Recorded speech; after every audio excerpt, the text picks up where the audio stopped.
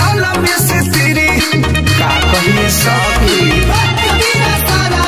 नया नया हम तो बनी सितरी सैया मुदैया मिलल मिस्त्री धकिया लंगिया पलंगिया पसाखी हद से गुजरेला पासे से।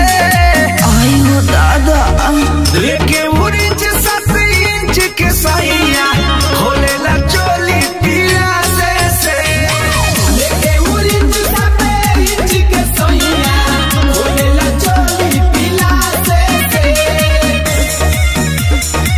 होली है होली है होली है होली है।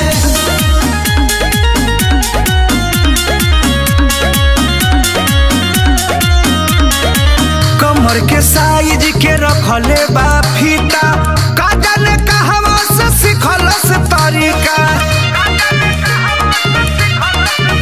लाले हरियर मिकस बोले के करेले देखी पातर कमरिया देख करेले ऊंचा पशु खा रंगेला ढूका पल परल बदमा से लेके उरिंच 7 इंच के सैया खोलेला चोली पिला से लेके उरिंच 7 इंच के सैया खोलेला चोली पिला से।